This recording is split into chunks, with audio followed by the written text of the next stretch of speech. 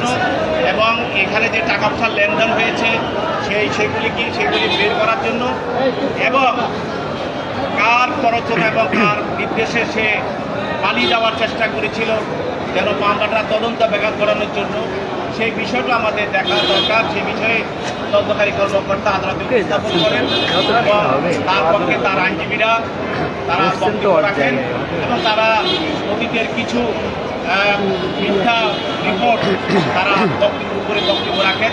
যে রিপোর্টগুলি পরবর্তীতে আদালত কর্তৃক নাকচ করা হয় সেই রিপোর্টগুলি আদালতে বলেন। তার জন্যই তার মামলাটা ওই রিপোর্টগুলো গ্রহণ না করার তোমার তো আইফোন এত সামনে থেকে নেওয়ার লাগে, তোমার তো আইফোন এত একটু সামনে নেওয়ার লাগে না আইফোন কিন্তু তারা বক্তব্য দেন। বিজ্ঞ আদালত করে তাকে তার বিরুদ্ধে 5 দিনের রিমান্ড মঞ্জুর করে তাকে অধিগ্রহণ জিজ্ঞাসা করার জন্য এবং এই মামলার রহস্য উদ্ঘাটনের জন্য তদন্তকারী কর্মকর্তার হাতে তাকে সমর্থ করে।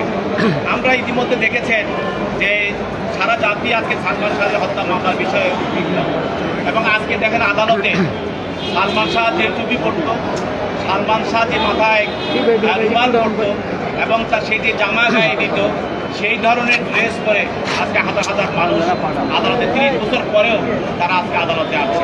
আমরা চাই যে এখানে ন্যায় বিচার প্রতিষ্ঠিত হোক, দোষীরা শাস্তির আয়তা আসুক এবং যারা নির্দোষী তারা যেন মামলা থেকে ন্যায় পায়। এটাই আমার এই সরকারের এবং আমাদের ন্যায় বিচার প্রতিষ্ঠানের একটি লক্ষ্য। কয়দিনের রিমান্ড দাবি করে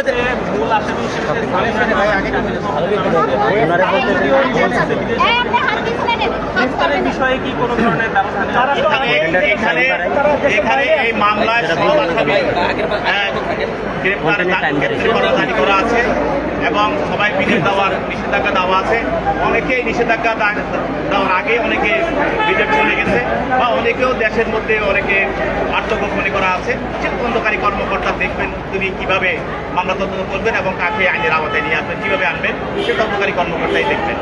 ছোট যেগুলো মিডিয়ার মাধ্যমে আপনার গিয়ে অবস্থান করছেন নিশ্চিত হয়ে গেছে এই সকল আসামিদের সেখান থেকে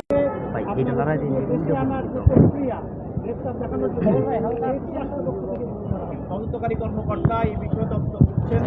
মামলা যতটুকু আগানোর পরে যা প্রয়োজন দেশে এবং বিদেশে যা করার প্রয়োজন তদন্তকারী কর্মকর্তাই সে ব্যবস্থা করবে। আরেকটা ছোট প্রশ্ন, এর আগে গত 30 বছরে জুডিশিয়াল তদন্ত সহ সিআইডি এবং তদন্ত সংস্থায় রিপোর্ট দিয়েছে যে এবার কি সেইগুলোরই বলছেন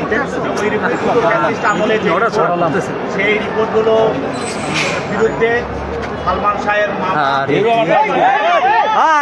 তিনি করেছিলেন এবং এই মামলাটা ওই তদন্ত রিপোর্টগুলোকে বাতিল করার জন্য তিনি রিভিশন করেছিলেন এবং ওই রিভিশন আদালতে অন্য একটি মামলায় যখন এই মামলার আসামি স্বীকার করলো যে আসামিরা কিভাবে তাকে হত্যা করলো, সেই হত্যার যে স্বীকারোক্তিমূলক জবানবন্দি সেটা রিভিশন মামলাতে জমা দেওয়ার পরেই বিজ্ঞ আদালত